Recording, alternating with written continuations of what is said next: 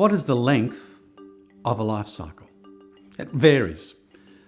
Some of the shortest ones you might have seen in a fair or an exhibition where it lasts for one day. The product enters, everyone buys it, they close down, that's it. The life cycle of that business and that product is all over. Some life cycles go for years and years and years. Weeks, seasons, it depends. On what? It really depends on the product, the industry, fashion, cars, telephones, food or drinks. They all have different life cycles. If they're products that people are very familiar with, it might go for centuries. If it's a fad, heavily promoted, it might be over in a week. There's no such thing as the ideal life cycle. The life cycle is the one where you can extract maximum margin for the greatest amount of time. That's what I'd look for. But generally, life cycles are getting shorter, mainly because of the driving forces of society, about fashions and fads. People now want something new literally every day. The rapid changes in technology can make products obsolete overnight. So be aware, be careful that you're not caught up with a change that you don't see coming. Remember, keep those blinkers off. So how long does a life cycle last? We've talked about mature stage, where be careful, but within a mature part of the life cycle, we can start again. We can launch a new product. An easy example to think about is the soft drinks market. It's a mature industry, but we've launched energy drinks. Within that, it's always starting again, a new growth opportunity in a mature market. Here's another option for you about life cycles. When you are looking around the globe, international markets, there may be a product there that's mature but hasn't been introduced to your country. Literally, you bring that to your country, launch the business, new life cycle. Also, have a think about when you bring that product from another country, because what comes with it is its culture.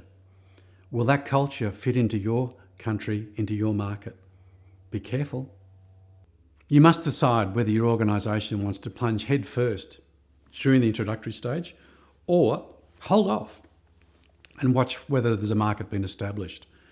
What's interesting about this is you can see other companies, other organisations prove there is a market, prove there is opportunity.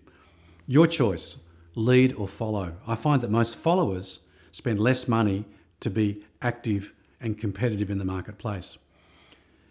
If entering during the introductory phase, you also want to build a dominant market position if you can, lessening the effectiveness of competition. Remember, we touched upon barriers to entry. One interesting barrier is your brand, is your reputation. We call that often a first mover advantage. During the growth stage, an organisation needs to choose the right strategy, if only it was that easy.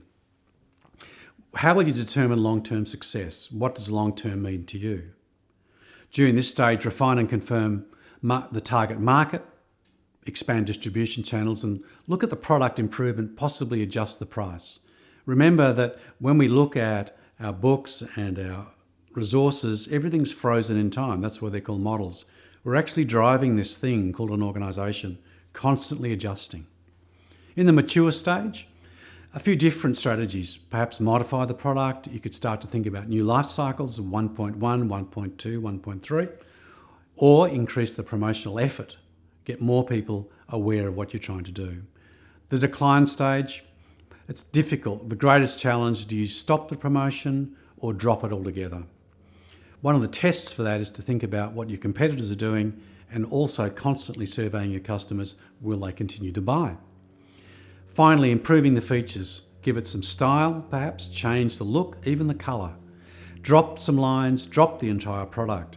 You're in control, but be aware of the dynamic power and choice of the life cycle. One of the interesting things about the life cycle is the promotional approach, which is normally in the mature phase, or a new life cycle. We have to determine where the window of opportunity is about to close or has remained open for you to continue the growth of your product. Promotion literally extends the life cycle. It stretches it out. Stretches out that mature phase before you go into decline. Mature companies often live in mature industry positions on the life cycle. Therefore, they compete essentially on price, drive that volume. Growth companies work on the growth stage of the life cycle.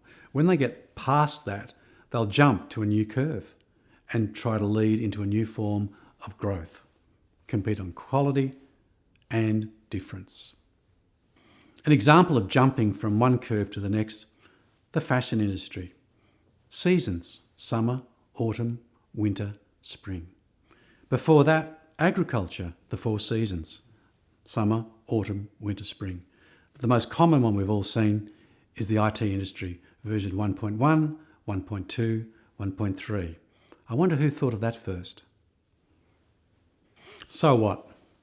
Stay on the curve, fight on price, or jump? Why not try to compete on difference, on quality? The window of opportunity will be closing. Jump before it closes. Get into that new growth curve, stay ahead, and win.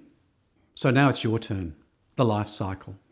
Use the characteristics we've talked about throughout this chapter on the 4 stages of the life cycle.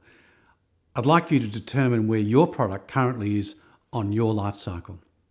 Make a list of the strategies you can adopt to take advantage of the life cycle, make the most out of that life cycle position, and also think about when perhaps you should jump to that next point, that next life cycle. As I've said before, and it's always good to go back, have a look at what Sarah and Mike are doing with their life cycle, see how they approach it, and make the most of this activity. What's next? Once you've decided if you will compete on price or difference, it's important to position yourself appropriately. The next section introduces the positioning map, which will help you find the right position in your customer's mind.